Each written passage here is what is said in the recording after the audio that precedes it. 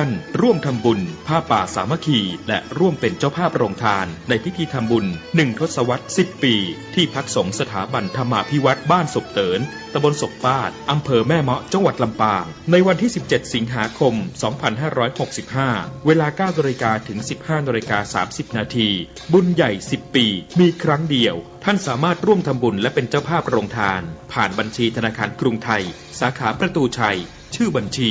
ที่พักสงฆ์ธรรมาภิวัตรเลขบัญชี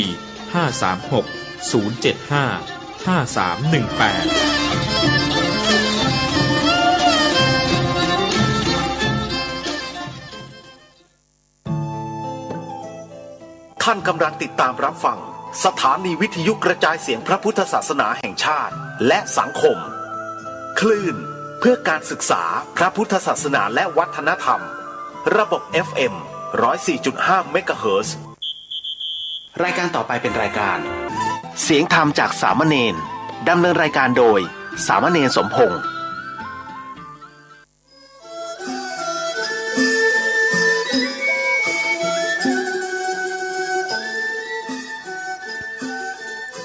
โลกนี้มีธรรม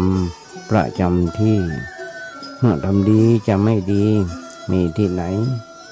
มีสุขบ้างทุกข์บ้างช่างประไรเป็นวิสัยของมนุษย์ปุถุชนขอกราบไหว้สาธุบาอาจารย์ทุกท่านขอเจริญพรศรัทธาญาติโยมผู้ใฝ่ในศีลในธรรมทั้งหลายมาแล้วมาแหมแล้วรายการเสียงธรรมจากเนนน้อยสังเหลือจากวัดประแดงทั้งนี้โดยการนำของท่านพระครูโคสิทธิ์ปริยัติยาภรณ์เจ้าวัดประแดงเจ้าคณะตำบลสุเทพเกตหนึ่งเป็นประจำทุกวันพุธจาก 10 โมงจนถึง 11 โมงโดยประมาณดำเนินด้วยกันดำเนินรายการโดยธรรมภาพสามเณรสมพงษ์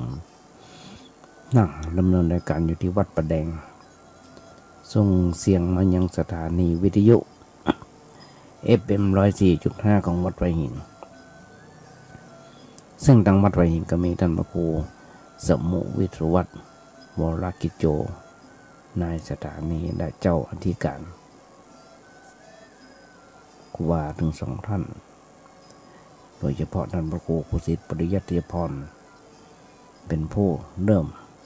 สอนอาตมาคนแรก นั่นคือการสอนการดำเนินในการวิทยุหรือว่าการจัดรายการวิทยุท่านอาจารย์วิสุวัฒน์เมตตาเปิดเครื่องซ่อมเครื่องอย่างต่างๆขึ้นกับอาตมาบ้างเพราะฉะนั้นญาติโยมทั้งหลาย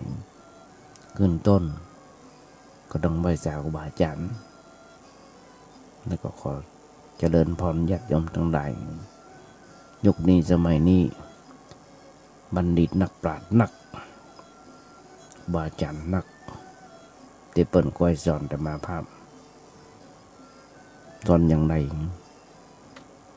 กลับมา4 โมงมาแรงจนถึง2 ทุ่มอาตมาได้เอาเทปที่ได้บันทึกไว้ส่งไปให้ญาติโยมส่งไปให้บาอาจารย์ฟังถึงวันทั้ง Facebook ป้องทั้ง YouTube ป้องทั้ง LINE ป้อง Messenger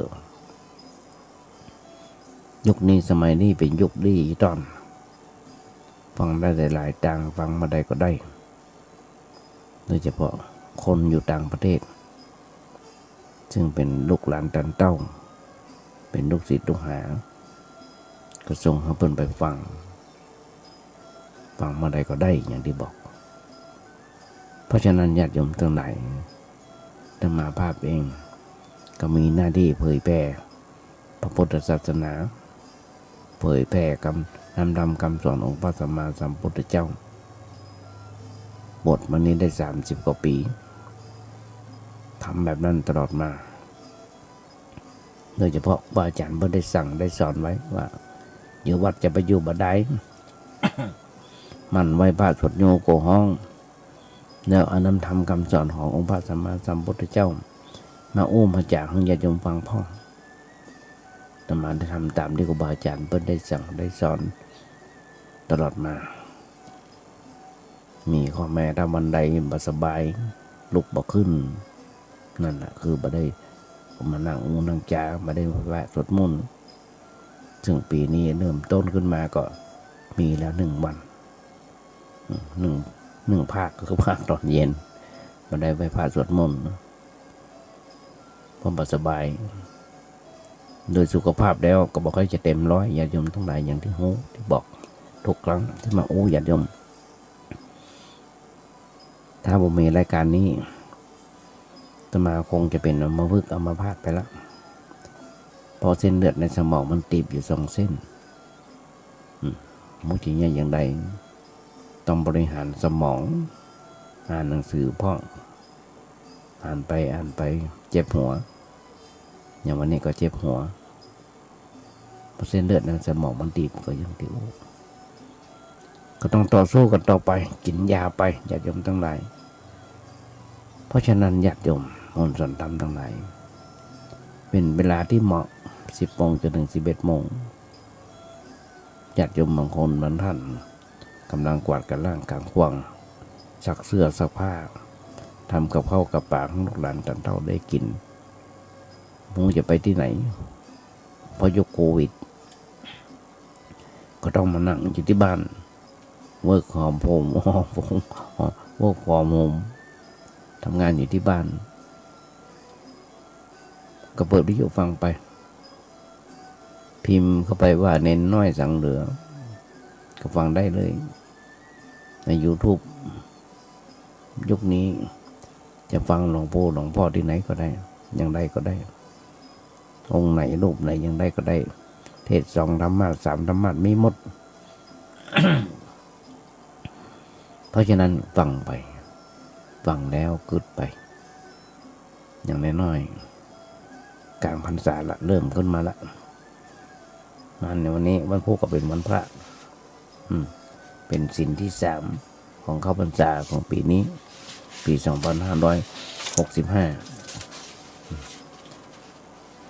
วันพุธนี้ก็เป็นวันศีลนะ8 ค่ำเข้าพรรษามา2 ศีลแล้วจะเริ่ม3 ศีลวันพุธพอถึงวันศีลวันนี้ญาติโยมก็ทำกับข้าวกับปลาดาเตรียมข้าวกับครัวไปทำบุญสุนทานในวันพุธมาเช้าญาติโยมทั้งหลายทุกเมื่อเช้าวันพระสงฆ์องค์เจ้าทำงานเพื่อพระพุทธศาสนาอุทิศชีวิตถวายแด่ถวายแก่งานถวายงานเพื่อมันงานนั้นมันนี่มันดีมันเงินจะเจริญก้าวหน้าขึ้นต่อไปซึ่งงานของพระสงฆ์องค์เจ้าคืองานสืบทอดพระพุทธศาสนาเผยแผ่นำธรรมคำสอนของพระสัมมาสัมพุทธเจ้าให้ญาติโยมได้ฟังได้รู้กันบางคนญาติโยมทั้งหลายบอกรู้แล้วรู้แล้วธรรมะคู่ตัวธรรมะอย่างใดศีลอย่างใดรู้แล้วแต่ก็ยังจำผิดกันอยู่ อาตมาได้ขยายใจความบอกแล้วว่าเป็นบทกลอนปีนี้เป็นปีที่10ปลายแล้ว17 18แล้วมาทโลกนี้มีทำประจำที่มาทำดีจะไม่ดีมีที่ไหนมีสุขบ้างทุกบ้างช่างประไรเป็นวิสัยของมนุษย์ปุถุชนขยายใจความเมื่อญาติโยมฟังได้มานักทุกวันที่มาวันนี้วันนึงเพราะฉะนั้นญาติโยมทั้งหลายเรื่องที่สำคัญมีอยู่ที่ว่าทำงานเพื่อให้งานมันเจริญก้าวหน้าเผยแผ่ธรรมะแก่ประชาชนญาติโยมทั้งหลายประชาชนประชากรของประเทศไทยมี60 ล้านคนฟังสัก2 คนก็ภูมิใจฟังสัก2 คนก็ภูมิใจเมื่อเดี๋ยวนี้ทางอาจารย์ท่านพระครูวิสุวัฒน์เปิ้นมีโพโกเปิ้นตรวจว่ามีคนฟังมีคนคลิกเมาส์เข้ามาฟังไม่มีคนเปิดโทรศัพท์มาฟังมีคนยกนิ้วจูบใจเดี๋ยวอ่อนเขาว่านะก็มีนักคิดเป็นเปอร์เซ็นต์จำไม่ได้ละ หลายเดือนแล้วเป็นเดือน2 เดือนแล้วที่เพิ่นบอกเพิ่นส่งมาเพราะฉะนั้นญาติโยมตรงไหนมีหลักคนเฮาเผยแผ่ธรรมะกับประชาชนมีญาติโยมทั้งหลายถ้ามีหลักในใจแน่นแฟ้นอย่างนี้จะไม่ยอมท้อถอยจะบ่เบื่อหน่ายเพราะบ่ได้หวังอย่างจากไปอาตมาถึงบอกญาติโยมทั้งหลายทุกครั้งครูบาอาจารย์ที่รู้จักอาตมาภาพก็รู้ว่าทุกครั้งในชีวิตอาตมาที่ช่วยที่ได้ทำมาอย่างทำเพื่อเผยแผ่พุทธศาสนาที่นั่งญาติโยมอยู่เนี่ย เครื่องเสียงต่างๆคอมพิวเตอร์ต่างๆลงทุนเองโดยบ่ได้ขอไผบ่ได้เอิ้นบอกไผทำเองซื้อเองขอจ้างช่างมาทำเพื่อเคยเผยแพร่บ่ได้หวังลาภสักการะหรือว่ายศตำแหน่งสถานีนี้ญาติโยมทั้งหลายบ่มีการโฆษณาบ่มีการเรียรายบ่มีการขายวัตถุมงคลบ่มาถูกต้องที่ต้องการคือต้องการแต่จะทำงานเพื่อประโยชน์เพื่อความสุขกับส่วนรวมคนทำงานต้องคิดอย่างนี้บาอาจารย์เพิ่นบอกโดยเฉพาะทำงานเพื่อธรรมะต้องคิดอย่างนั้นต้องคิดอย่างอื่นบ่ได้คิดเรื่องลาภสักการะบ่ได้คิดเรื่องลาภยศสรรเสริญบ่ได้คิดถึงเรื่องที่จะมีจะได้ที่จะเป็นอันอย่างที่มันยุ่งทั้งนั้นบอกคนจะไปคิดถึงแต่ว่าเรามีหน้าที่เผยแผ่ธรรมะกับประชาชนกับญาติโยมทั้งหลายถ้าจะบ่สนใจแต่เพียงว่าเฮาเปิ้นชมเฮาถูกต้องหรือไม่เปิ้นติเฮาถูกต้องหรือไม่ถ้าเปิ้นชมเฮาถูกต้องหรือไม่เปิ้นติเฮาถูกต้องหรือไม่ถ้าเปิ้นชมถูกต้องก็อย่าไปหวั่นไหวเหลิงอย่าไปยินดียินร้ายเปิ้นติก็อย่ายินดียินร้ายนึกแต่เพียงว่าเป็นการแสดงออกของเขาหรือว่าเป็นการแสดงออกของเปิ้นนั่นเองเฮาอย่าหวั่นไหวกับคำแสดงออกเหล่านั้นตั้งหน้าตั้งตาทำงานทำการต่อไป มาคนหนึ่งญาติโยมทั้งหลายอันใดก็จ้างที่ครูบาอาจารย์เพิ่นได้สอนได้สั่งได้คอมเมนต์ได้ติมาเอามาปรับปรุงแก้ไขเพิ่มเติมเสริมแต่งมาถึงบอกญาติโยมแล้วว่าอาตมาได้ส่งเทปมือไปเพื่อฟังเมื่อใดก็ได้ฟังแล้วติชมได้ไม่ได้ติเพื่อทำลายติเพื่อก่อติให้มันดีขึ้นมาเอามาปรับปรุงครูบาอาจารย์เปิ้นส่งมาในทางMessengerทางไลน์ทาง Facebook เอามาปรับปรุงทุกคนต้องมีการติเหมือนกันทั้งนั้นวงการพระศาสนาญาติโยมทั้งหลายต้องการคนอย่างนี้คนที่มีอุดมการณ์แน่วแน่เพื่อทำงานให้กับพระพุทธเจ้าทำงานพระธรรมพระสงฆ์อย่างแท้จริงถ้าได้คนประเภทนี้นักขึ้น ศาสนาก็จะเจริญก้าวหน้าเพราะมีคนเสียสละเพื่อพระพุทธศาสนายังมีอยู่น้อยอยู่ญาติโยมทั้งหลายเนี่ยยังมีอยู่น้อยอยู่ต้องช่วยกันจะมาฟังรายการของท่านอาจารย์สมัครออกทางวัดหัวหินมีญาติโยมนั่งสนทนากันอย่างต่างๆหม่นงานสันเล่ามีการทายปัญหากันปัญหาธรรมะนะทำหาอย่างต่างๆนักหนาพระปานม่วนมันกับสมัยตุลุงทองหรือพระครูโสพลบุญญาพรเบิ้ลได้ตายปัญหาทำปัญหาขึ้นมาหนักม่วนเพราะฉะนั้นถ้าเราคิดถึงองค์พระสัมมาสัมพุทธเจ้าจะหันว่าเปิ้ลมีความเสียสละขนาดไหนก็ยังที่เขาว่าพระองค์เป็นถึงมกุฎราชกุมาร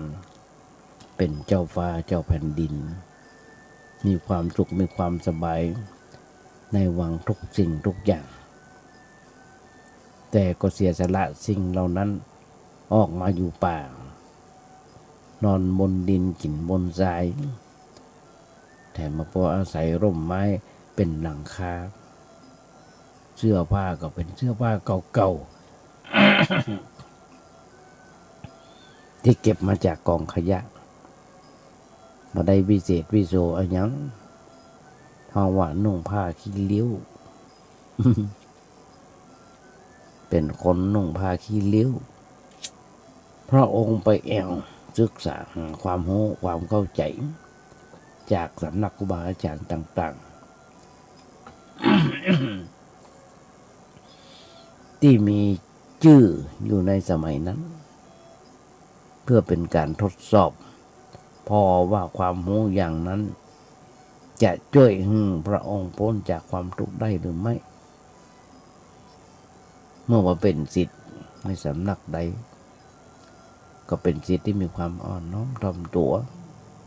เชื่อฟังคำสั่งสอนคำเตือนของอาจารย์บ่ได้อยู่ข้างไผ่นักอกนักใจแต่อยู่ให้คนทุกคนสบายอกสบายใจตั้งใจเฮียนตั้งใจปฏิบัติจริงจังจนกระทั่งอาจารย์ยกย่องว่าเธอคนนี้มีความรู้เท่าเทียมกับฉันแล้วอยู่ต่อไปเถอะจะได้เป็นครูสั่งสอนศิษย์ต่อไปแต่ในที่สุด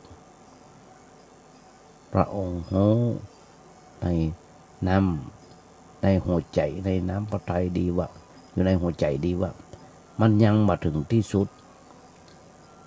สิ่งได้ครับก็ยังมาถึงที่สุดยังมาเด็ดขาด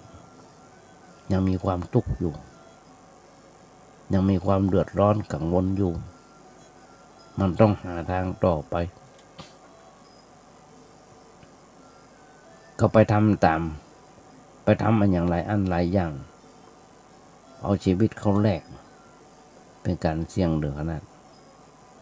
แต่ว่าเป็นบุญนักหนาของเจ้าโลกของเขาที่ชีวิตของพระองค์นั้นพอไปเสียให้ก่อนไปสิ้นเสียให้ก่อนในป่าด้วยโรคภัยไข้เจ็บนั้นผลที่สุดญาติโยมทั้งหลายก็สำเร็จเป็นพระพุทธเจ้าได้ตรัสรู้ความจริงและก็มีจิตใจผ่องใสเบิกบานเป็นผู้บริสุทธิ์อย่างแท้จริงขึ้นมาด้วยปัญญาที่พระองค์ได้ค้นพบแล้วก็บ่ได้หยุดนิ่งเฉยแอวไปสอนให้ประชาชนตามสถานที่ต่างๆเตียวไปเตียวฝ่าแดดฝ่าลมฝ่าความร้อนความหนาวป้นที่ในประเทศอินเดียญาติโยมทั้งหลาย อาจารย์เพิ่นได้อู้อย่างท่านอาจารย์ท่านพระครูเพิ่นอู้ประเทศอินเดียถึงบทมันจะฮ้อนก็ฮ้อนอย่างทารุณถึงบทจะหนาวก็หนาวแห้งๆมันมีความชื้นคนไทยพระสงฆ์องค์เจ้าไปเรียนที่อินเดียคนไทยไปเรียนที่อินเดียถ้าไปหน้าหนาวก็มักจะมีปรากฏแตกหิมฝีปากแตกหนึ่งเดือเท้าแตกพ่องอาจารย์พระครูปริยัติยานุสารท่านอาจารย์ด็อกเตอร์วัดปันแหวนเปิดไดโอในเฟซบุ๊กถ้าว่ามันมีความชื้นมันแห้งมันเกรียมไปหันอย่างอันเขาก็นึกถึงพระพุทธเจ้านึกถึงความเป็นอยู่ของพระองค์ในสภาพป่าดงพงพีแล้วพระองค์ก็ทำประโยชน์กับประชาชนญาติโยมทั้งหลายหมู่เฮาในส่วนน้อยพระสงฆ์องค์เจ้าในประเทศไทยยุคนี้สมัยนี้ทำส่วนน้อยถ้าเรานึกถึงพระพุทธเจ้าบ่อยๆใจเฮาจะมั่นคงขึ้นจะฮักพระพุทธเจ้าอยากจะทำงานถวายแก่พระองค์เมื่อกำลังใจพระองค์จากพระองค์ได้กำลังใจจากพระองค์อย่างนี้ถ้าเราคิดแล้วมันก็ได้ถ้าบ่คิดมันก็บ่ได้ไปนั่งคิดแต่เรื่องอื่นเนี่ยเรื่องวิตกกังวลเรื่องอันยังที่ว่าเป็นเรื่อง มาได้คิดเอาจากพระพุทธเจ้ามาปลอบประโลมปลอบโยนจิตใจมาได้คิดถึงความเสียสละการทำงานการทำจริงๆความเมตตากรุณาปราณีที่พระองค์มีต่อชาวโลกทั้งหลายญาติโยมทั้งหลายถ้าเรามาได้คิดอย่างนั้นกำลังใจมันก็เหี่ยวไปเรื่อยๆพอบ่ได้ไปรดน้ำคือธรรมะเข้าพรรษาแล้วเอาธรรมะเข้าวัดเข้าวาฟังธรรมะทำบุญสุนทานเสร็จเรียบร้อยอย่างวันพุธเนี่ยวันพระทำบุญสุนทานได้ฟังเทศน์ฟังธรรมของพระเจ้าเอาน้ำสกปรกมาราดประรดต้นไม้ก็เสียก็หายใจบ่ออกแล้วก็ถึงแก่ความตายไปแต่เอาน้ำธรรมะถ้าคนเฮาถ้าคิดแต่เรื่องโลกจิตมันก็กวัดแกว่งมันอยากจะไปอยู่กับชาวโลกการคิดถึงเรื่องธรรมะจิตใจก็ห่างไกลห่างจากโลกห่างออกไปก็ไปอยู่กับพระธรรมอยู่กับฝ่ายแห่งความสะอาดแห่งความสว่างแห่งความสงบเรามาอยู่กับพระแต่ถ้าไปคิดถึงรูปเสียงกลิ่นรสสัมผัสอันเป็นเรื่องโลกียวิสัยจิตใจก็ไปอยู่กับสิ่งเหล่านั้นหมกมุ่นมัวเมาอยู่ในสิ่งเหล่านั้นบ่ออกจากทุกข์ไปได้การอยู่ในความทุกข์นั้นมันดีหรือไม่ญาติโยมลองคิดเอาก็จะหันว่าจะหันมาอยู่กับความทุกข์เนี่ยมันบ่ดีความทุกข์108ความทุกข์108อย่างที่มีปรากฏอยู่ในชีวิตของคนเราทั่วไปทุกส่วนตัวทุกเรื่องครอบครัวทุกการงานทุกของประเทศชาติของสังคมล้วนแต่เป็นทุกข์ทั้งนั้นถ้าคิดบ่เป็นคิดบ่จ้างถ้าคิดเป็นมันก็บ่ทุกข์ถ้าบ่คิดบ่คิด บ่เป็นก็คิดด้วยความบ่ฮู้บ่เข้าใจด้วยความหลงไหลเข้าไปในใจผิดก็นั่งกลุ้มด้วยเรื่องนั้นเรื่องนี้ญาติโยมลองคิดก็ลองคนบางกลุ่มมาได้ศึกษาธรรมะ สักแต่ว่าทำบุญอย่างมัตวาวันซื่นมาปลายเดือนหรือว่าก็ปลายเดือนที่แล้วมีกลุ่มตั้งบ้านกลุ่มบ้านออมทรัพย์เอาจนเปิ้นเจ๊งขนาดมักรู้จักมักจีกันลงทุนกันจากหลักหมื่นเป็นหลักแสนจากหลักแสนเป็นหลักล้าน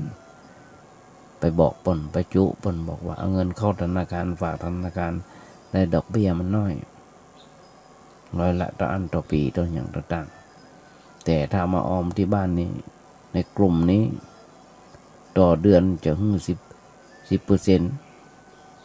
หลังจากนั้นก็หื้อ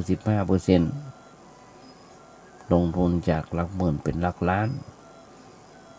เสียหาย500-600 ล้านทั้งที่เตือนแล้วเตือนแหมบอกไว้ใจเป็นคนใกล้บ้านกันรู้จักมักจีกันตั้งแต่เล็กแต่น้อยน่าจะน้องคือก็เพราะความโลภของคนบางคนมีพออยู่พอกินไม่ต้องไปเดือดร้อนไม่ต้องไปลงทุนอะไรอย่างบางคนอายุนักแล้วเป็นครูบาอาจารย์คนเป็นข้าราชการเกษียณด้วยซ้ำบางคนกำลัง23-24ปนหองบ่าอันอย่างก็100 ล้าน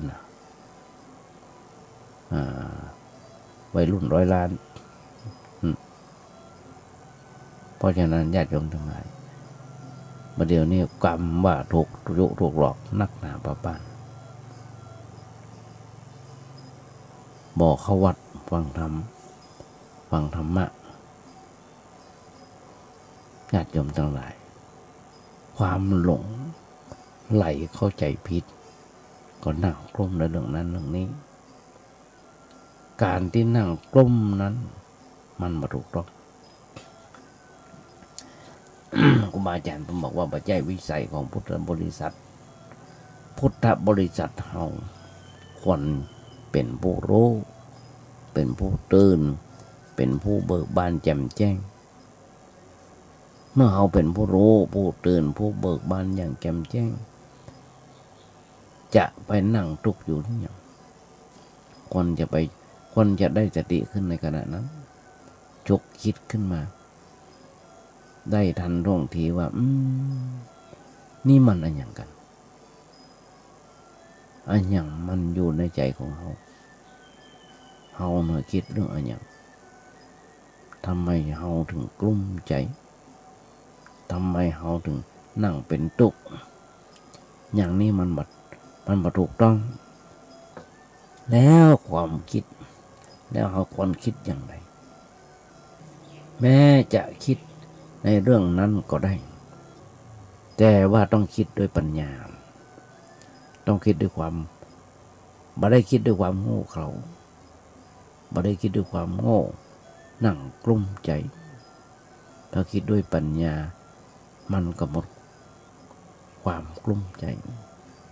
ถ้าคิดด้วยปัญญานั้นมันเกิดเข้าใจในเรื่องนั้นถูกต้องว่าความทุกข์คืออันยังทุกข์นี้มาจากอันยังทุกข์นี้เป็นเรื่องแก้ไขได้แก้ได้โดยวิธีใดโดยวิธีสอบสวนทนถามถึงปัญหาคือความทุกข์จนเข้าใจว่าอันยังเป็นอันยังแล้วเราก็บ่ต้องไปคิดถึงมันเป็นทุกข์ต่อไปทุกเรื่องเนี้ยคิดแทงตลอดได้เรื่องอื่นมาก็แทงตลอดไปคิดเนี่ยมันโหแจ้งแทงตลอดไปเลยผลที่สุดอารมณ์ภายนอกที่มากระทบมาว่าจะเป็นเรื่องอะไรหรือไม่ว่าจะอันยังจะเกิดขึ้นในชีวิตของเราก็ปลงได้วางได้วางได้ด้วยปัญญาใช้ปัญญาเป็นเครื่องมือสำหรับ ปลงวางสิ่งนั้น การใจปัญญาคือกะหมายถึงการหมายความว่าเฮาค้นคิดค้นในเรื่องนั้นปัจจัยนั่งเพ่งมองในเรื่องความทุกข์อย่างเดียวแต่พอว่ามันมาอย่างใดมันไปอย่างใดถึงเกิดเรื่องยุ่งขึ้นมาในใจเฮาพิจารณาให้มันลึกแทงให้มันตลอดในเรื่องนั้นเฮาก็จะเข้าใจเรื่องนั้นได้ความทุกข์ค่อยลดน้อยลงไปญาติโยมทั้งหลายเรื่องความทุกข์ทำไมเน้นน้อยตัวนี้ถึงแต่เรื่องความทุกข์ก็มันยังมาออกจากทุกข์กันได้หรอก็เลยต้องชี้แจงเรื่องความทุกข์ในชีวิตประจำวันนี่แหละเป็นเครื่องวัดการปฏิบัติธรรมะของเฮามาวัดฟังธรรมมากี่ปีแล้วได้อ่านหนังสือพ่องก่อฟังเน้นน้อยนี่พ่องก่อฟังสถานีวิทยุ FM 104.5 พ่องก่อฟังกันมาเรื่อยๆที่นี่ต้องวัดที่ตัวเฮาเองว่าเฮาเบาบางจากทุกข์ขนาดไหนจิตใจสงบขนาดไหนสะอาดขนาดไหนมีอะไรมากระทบตีโตกลับไปด้วยปัญญาใจได้ขนาดไหนนี่มันเป็นเครื่องวัดเป็นเครื่องวัดความรู้สึกนึกคิดของเราเองด้วยปัญญาของเราเองญาติโยมทั้งหลายถ้าหากว่าเรายังเหมือนเดิมเคยโกรธเหมือนเดิมเคยโลภอยู่เหมือนเดิมเคยเกลียดชังอยู่เหมือนเดิมใครทำมาอย่างฮื้อเก่ามาฝังจิตฝังใจไว้ในใจคิดอยู่ด้วยความพยาบาทอาฆาตจองเวรก็แสดงว่าบัดดีขึ้นการเข้าหาธรรมะยังบ่ถึงธรรมะลุบคำอยู่แค่นั้นเอง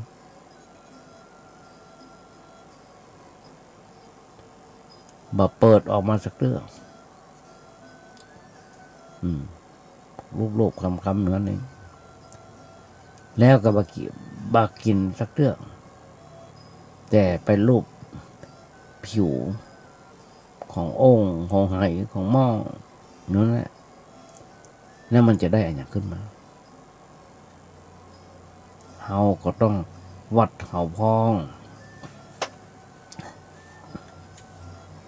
วัดตัวเฮาว่าเมื่อก่อนแต่ก่อนที่ผ่านมาในชีวิตกับบัดเดี๋ยวนี้มันเป็นอย่างไรแต่ก่อนสภาพจิตเป็นอย่างไรบัดเดี๋ยวนี้สภาพจิตของเฮาเป็นอย่างไรแต่ก่อนเวลาเฮาอันอย่างมากระทบในยินบ้านไทยบ้านเหนืออย่างต่างๆรู้มาเล่านินทาอย่างต่างๆเขาเป็นอย่างไรบัดเดี๋ยวนี้มันเป็นอย่างไรความสงบใจของใจความสงบของใจเป็นอย่างไรรู้แจ้งในปัญหาต่างๆเป็นอย่างไรมีสติหูเต่าตันหูตันต่อสิ่งทั้งหลายตามสถานที่เป็นจริงตามสภาพที่มันเป็นจริงอย่างไรหรือไม่อันนี้เป็นเรื่องทดสอบตัวเราเองแล้วเราก็ต้องสอบจริงๆอย่าอยู่ยังบ่ได้สอบถามตัวเองต้องสอบตัวเองว่าเรามีสภาพจิตใจดีขึ้นก่อนมีความคิดถูกต้องก่อนทำมันอย่างตามอารมณ์ก่อนหรือทำด้วยเหตุด้วยผลบ่ไล่ตามอารมณ์ที่มากระทบมาโว้วามมันเหมือนกับไฟไม่ฟังญาติโยมทั้งหลายฟัง พอนั่งพอเปิดทีวีพอข่าวอย่างต่างๆเขาจะรู้ได้ว่าทุกสิ่งทุกอย่างทุกครั้งที่เปิดทีวีอยู่ทุกนาทีข่าวต่างๆนักหนาปาปั้นมันมากระทบจิตใจของเขาว่าน้อยเลยล่ะเขาอยากมากแปลงค่าแรงก็ถูกน้ำมันก็แพงค่าแรงก็ถูกพอเขาจุดเผาปากมาโว้วามพอจุดตีตามไปกับพวกขี้เต่าแล้วเขามีอาการแบบนั้นสภาพจิต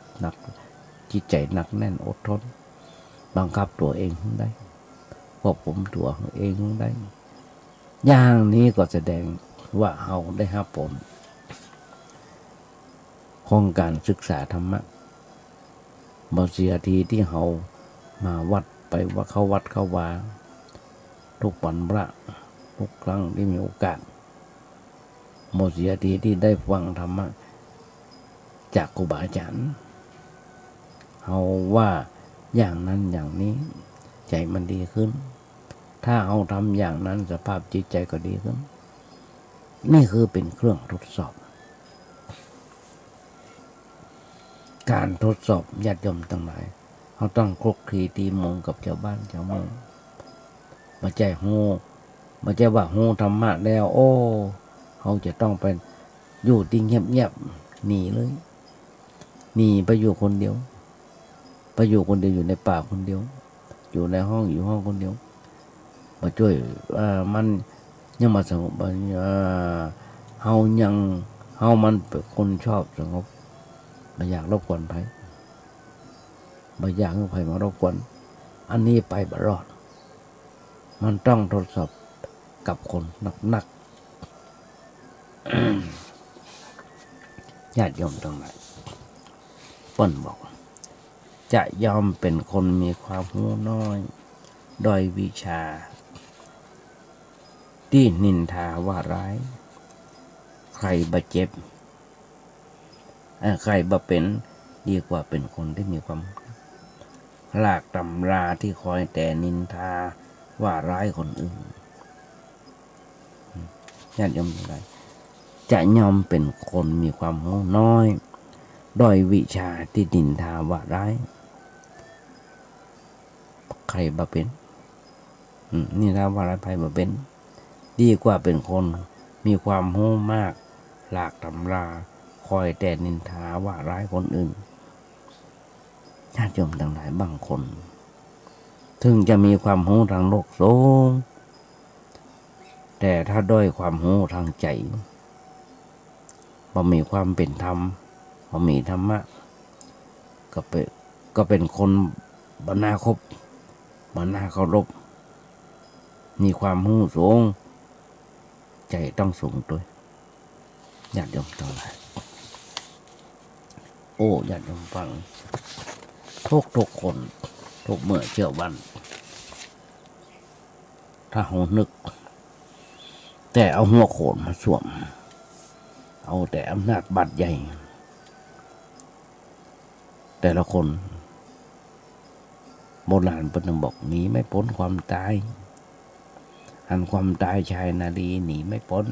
มีหรือจนต้องตายกลายเป็นผีถึงแสนรักก็ต้องร่างห่างกันทีไม่วันนี้ก็วันหน้าจริงนะเราดินจะกลบลบกายวายสังขารไฟจะพรานเผาซากสิ้นสาบสูญแต่ความดีมีอยู่ผู้คำจุนช่วยเทิดทูนแทนซากที่จากไปโอ้ร่างกายของเรามันเน่าเหม็นไม่มีแปรเปลี่ยนผันฉันฉะไหนต้องรู้ตัวอยู่เสมออย่าเผลอใจสิ่งอันใดควรรีบทำรีบจำเลยอันความดีที่ทำประจำชีพเหมือนประทีปส่องทางส่องสว่างกลางเวหนถ้าทำดีต้องเห็น เป็นของตนถึงบายชนชื่อก้องขะนองนานญาติโยมทั้งหลายคนเฮาทุกเมื่อเช้าวัน นึกแต่ความสนุกทุกเสริญนึกถึงแต่ความทุกข์ความเสริญอย่างต่างๆในตัวธรรมภาพแล้วบาอาจารย์เพิ่นสอนว่าอย่างพระอานนท์ได้พระพุทธเจ้าถามพระอานนท์ว่าอานนท์เฮ้ยเธอน่ะนึกถึงความตายวันละกี่ครั้งพระอานนท์บอกวันละ 3-4 ครั้งพระพุทธเจ้าบอกบ่ถูกต้องนึกถึงตลอดเวลาทุกลมหายใจต้องนึกถึงตลอดเวลาทุกลมหายใจอาตมาก็เหมือนกันญาติโยมทั้งหลายทุกเมื่อเช้าวันนี้ตื่นเช้าขึ้นมาว่าเขายังมีลมหายใจอยู่ยังมีลมหายใจอยู่ก็ดีใจแล้วหายใจเข้าได้อยู่หายใจออกได้อยู่เตียวได้อยู่ก็ดีใจแล้วถ้าหายใจเข้าบ่หายใจออกก็ตายญาติโยมทั้งหลายมีแห่งบทกลอนบทหนึ่งเป็นว่าร่างกายนี้ที่แท้แค่บ้านเช่าเพียงชั่วคราวเข้าพำนักพักอาศัย 30,000 วันพลันต้องยื่นคืนเขาไปบิงบอนใครมิอาจขอต่อสัญญามีหมอดีผีดังอย่าหวังพึ่ง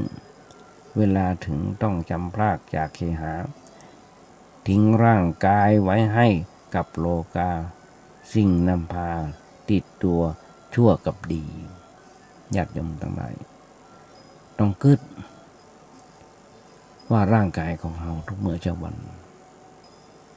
อยู่ได้เพียงแค่ประมาณ 30,000 กว่าวันกันนั้นบางคนอยู่ได้นักหน่อยนั่นคือกรรมเป็นที่พักที่อาศัยเขายืมเมื่อมาได้เราจะยอมเท่าไหร่ผลที่สุดต้องคืนบ้างนะ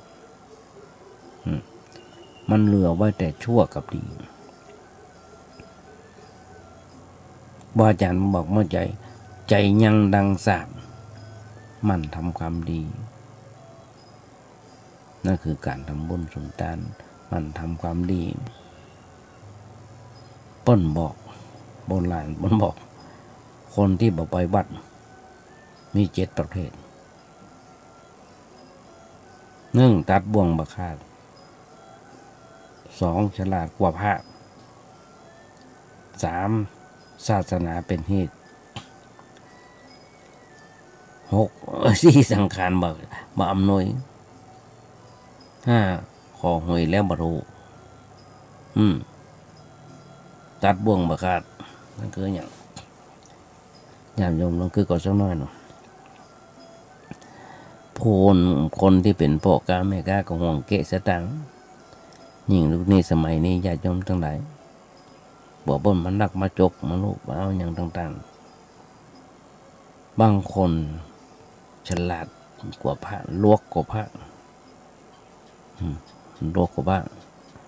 ธรรมะหูทุกตัวศีลเป็นบางได้ก็หูแต่บ่ได้ปฏิบัติญาติโยมทั้งหลายว่าเราบ่ได้พิศีลเนาะเพราะฉะนั้นญาติโยมทั้งหลายมีบ่น้อยที่ฉลาดกว่าพระฉลาดกว่ามหาปรริญญาฉลาดกว่ามหาปรริญญาก็มีเพราะฉะนั้นญาติโยมทั้งหลายบางคนก็เอาศาสนาเป็นเหตุหาว่าศาสนาพุทธศาสนานั้นอันนี้ดีกว่ากันว่าศาสนาพุทธดีแบบนั้นแบบนี้ติฉินนินทาว่าให้ต่างๆนักล่าปะปั่นหลายเหตุหลายอย่างบางคนอยากจะไปวัดไปวาสังขารบ่อำนวยแห่งละเพราะอย่างพอสืบบัตรวันประกันพงตอนยังเป็นหนุ่มเป็นสาวไปเถอะบอกไว้ถึงเท่าถึงแก่ก่อนก็เข้าวัดเข้าวา อาบน้ำฟังธรรมญาติโยมทั้งหลายยุคนี้สมัยนี้อย่ากึดต้องฝังรีบทำบุญสุนทาน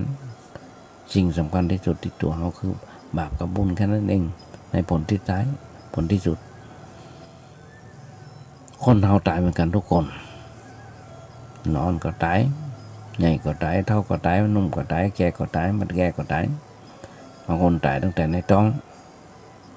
บางคนตายตั้งแต่เริ่มปฏิสนธิบางคนอายุเป็น100ก็ยังไม่ตายได้ก็ยังมีอันเนี้ยสังขารบางหน่วยบางคนบอกไปวัดนี้แล้วมันขอหวยบ่ถูก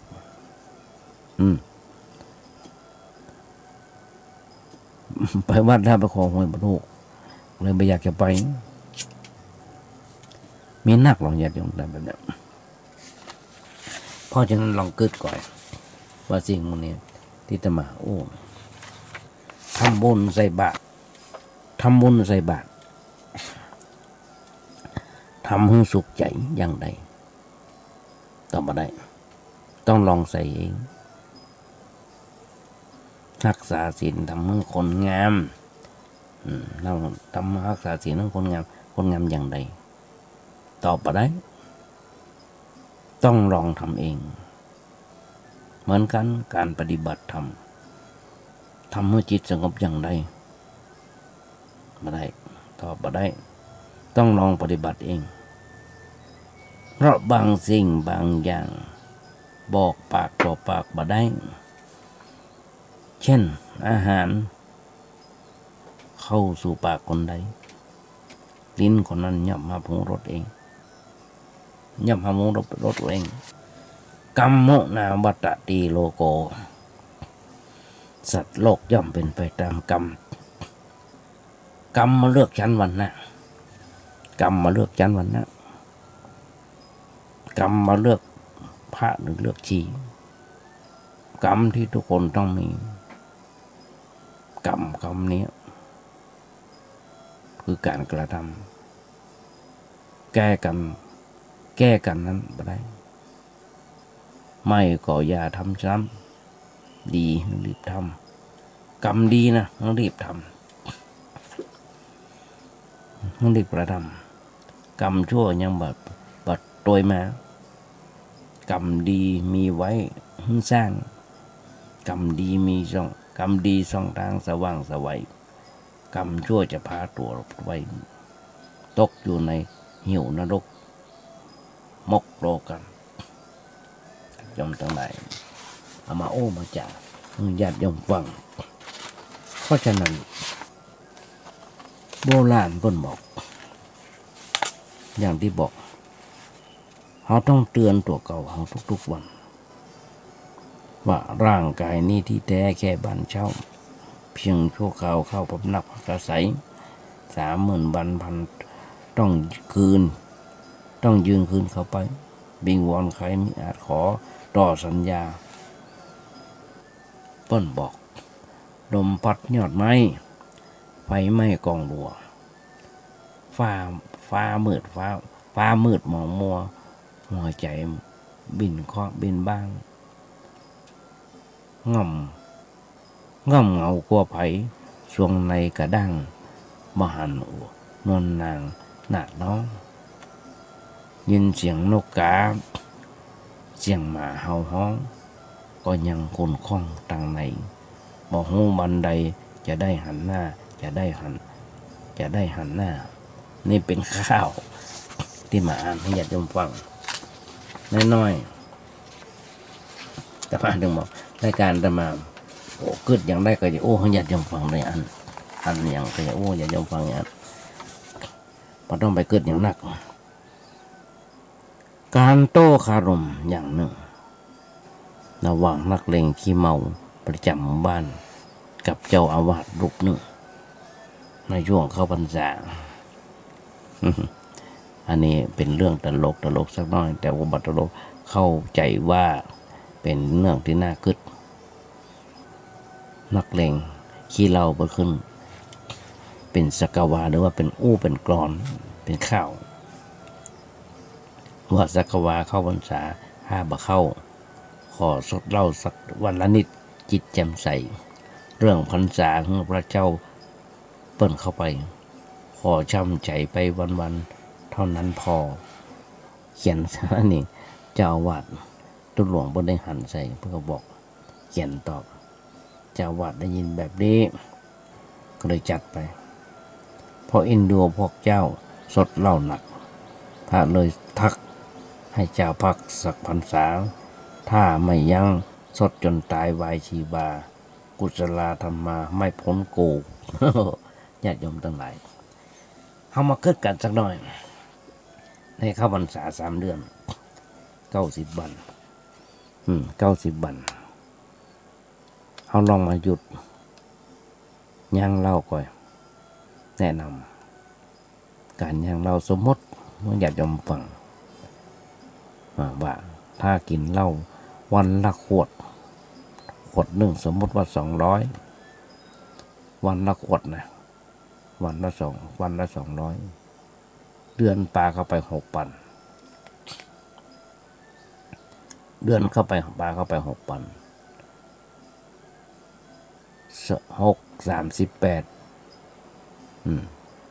638ญาติโยมจะได้นักสักตัวใดถ้าเขาหยุดถ้าเขาหยุดสิ่งอย่างที่เขาเคยหวังไว้ว่าจะต้องอยากได้อยากนั้นนี้เขาจะได้ซื้อได้ทำได้หันก็ญาติโยมทั้งหลายถ้าเขายังหรือว่าเพลาลงเพลาลงนี่คือในเข้าพรรษาเพราะว่าเข้าพรรษาเขาอธิษฐานเข้าพรรษาเข้ามานี่ล่ะได้จะ3 ศีลบรรพุกแล้วเข้าพรรษาอธิษฐานว่าเขาขอจะทำสิ่งที่ดีจะหยุดสร้างสิ่งที่บดีจะสร้างสิ่งที่มีความสุขหวานมันใจสำหรับในครอบครัวของเราญาติโยมลองคิดกันเถอะว่าครอบครัวของเราจะมีความสุขบานมันใจขนาดไหนเราไปรับศีลจากพระสงฆ์องค์เจ้ามาแล้วจากวัดจากวามาแล้วไปดำบุญสุนทานมาแล้วปิกบ้านมาแปลงหน้าจื่นตาบานจิตใจผ่องใสบาระเลาะเบาแวงหูกันลงทรงกันปอเขาก็อยู่ด้วยความสุขบานมันใจมาเดือดร้อนทอนไม่อย่างอยากจะทำตั้งไหนเขาจะได้ดีแบบนี้เขาก็จะได้แบบนี้เอาทำชั่วได้ทุกนาทีแต่พอทำดีต้องหายามญาติโยมทั้งหลายเป็นแบบนั้นหรอเป็นแบบนั้นจริงๆเพราะฉะนั้นการทำบุญสุนทานบุญมาได้อยู่ที่วัดบุญมาได้อยู่ที่วัดอย่างบุญอยู่ได้ทุกที่อยู่ได้ทุกที่เพราะฉะนั้นฝากไว้กับสลายญาติโยมทั้งหลายก่อนสำหรับวันนี้เดี๋ยวพอเวลาจะหมดแล้วนะเพราะฉะนั้นต้องฝากกันไว้ก่อนต้องกราบขอบพระคุณในน้ำใจน้ำจิตน้ำใจของครูบาอาจารย์ที่ได้เคยสั่งเคยสอนถ้ารายการวันนี้บางใจเป็นอย่างยิ่งว่าญาติโยมของได้อันอย่างมานักก็น้อยก็นำรายการนี้จากไปก็เอางานบุญงานกุศลของวัดประแดงญาติโยมสักน้อยซึ่งทางวัดประแดงได้มีการก่อร่างห้างแปลงซ่อมแซมเสนาสนะที่วัดประแดงสำเร็จรุ่งเรืองประแดงอันหลายอย่างไม่ว่าจะเป็นกำแพงบันไดหน้าการอย่างการที่ญาติโยมมาได้หันอยู่แล้วสำเร็จรุ่งเรืองไปด้วยดีต้องอนุโมทนาและยังจะมีการก่อร่างห้างแปลงซ่อมแซมเสนาสนะต่อไปแห่งหลายอันหลายอย่างญาติโยมอยากจะร่วมทำบุญสุนทานด้วยกันโทรศัพท์ไปถามท่านพระครูเจ้าวัดได้เบอร์เพิ่มมีอยู่ว่า0818815690 ญาติโยมทั้งหลายโทรศัพท์ไปถามท่านพระครูเจ้าวัดตามรายละเอียดเพิ่นได้ว่ามีอย่างการซ่อมแซมต่อก่ออย่างก่อแต่มีต่อแน่นอนและแล้วญาติโยมทั้งหลายธรรมภาพต้องกลับขอบพระคุณในน้ำใจของท่านพระครูสมุวิศวัตร วรกิจโยในสถานีที่เมตตาอำนวยให้ตรวจธรรมภาพท้ายรายการวันนี้ขอวางใจเป็นอย่างยิ่งว่าญาติโยมคงได้อย่างมานักก็น้อย วันนี้อาจจะเป็นวันครบรอบวันเกิดของใครคนใดคนหนึ่งธรรมภาพขออำนวยอวยพรของสถานญาติโยมทั้งหลายมีความสุขมีความเจริญคิดสิ่งหนึ่งถึงใดสมความมุ่งมั่นปรารถนา ขอให้ญาติโยมอย่าเจ็บอย่าไข้กันเลย ขอเจริญพร